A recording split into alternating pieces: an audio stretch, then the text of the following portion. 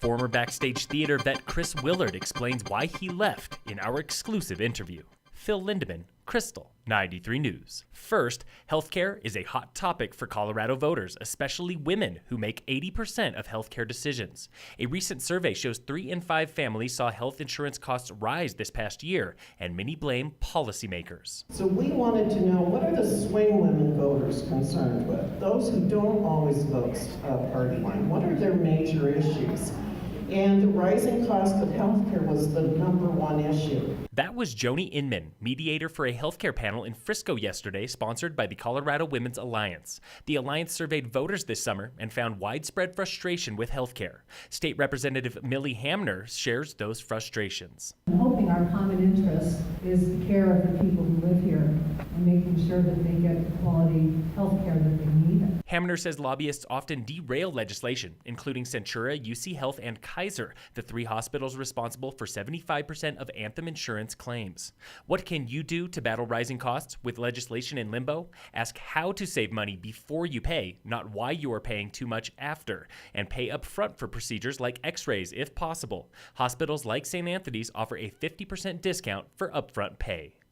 He has called recent drama at Backstage Theatre in Breckenridge Shakespearean, but former artistic director Willard is not talking about stage plays. He's talking about behind-the-scenes dust-ups that have led to 5 resignations in the past year, including 3 executive directors, and now the end of his 13-year tenure. It's just not a good place to be right now, not for creative artists. I would like to have stayed, but I couldn't live with myself if I had. Willard inherited an unfinished season and no home stage when he joined the theater in 2006. He has been part of all 130 productions since then and directed 70. When I took the reins, it was really about bringing everybody back to the table and building our donor base again. And we did that with a lot of love and passion and a bit of craziness. In 2015, the town invested $3 million in the theater's new permanent home on Ridge Street, and Willard says it changed the theater culture for good and bad. When you have a more state-of-the-art facility, then there's more onus on you to sort of live up to a larger potential for the audience. Former executive director Aaron Giello left the theater in July after the board of directors apologized for a satirical skit at a donor event. It's when Willard saw the end was near, and in late August, he chose to sever ties, calling the censorship controversy part of a much larger problem. In the end, like I said, I wanted to be able to live with myself and wake up and look at myself in the mirror and be willing to spend another day in this body. Backstage Theatre has not announced a new artistic director, and attempts to contact the board of directors were not returned. For our complete interview with Willard, see the Krystal 93 Facebook page. That's Krystal with a K.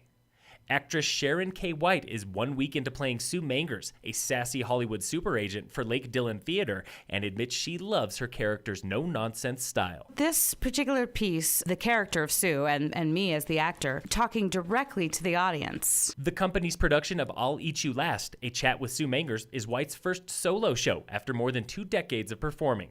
So how does it feel to hold down the stage? You can just sort of settle into it better and find all the many colors of Sue as you go. So it gets more like to be into full flower, I suppose, towards the end of the run. I'll Eat You Last runs through next weekend and is heavy on salty language. Hear our full uncensored interview with White on the Krystal 93 YouTube page. That's Krystal with a K.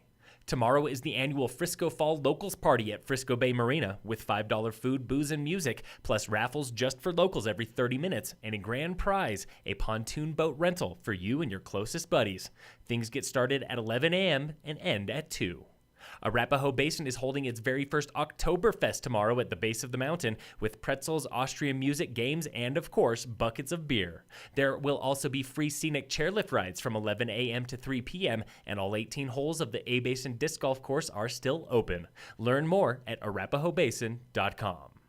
In sports, the Rockies open a weekend series with the Giants today. First pitch is 6:40. On Sunday, the Broncos play the Raiders in Denver. Kickoff is 2:25 on CBS.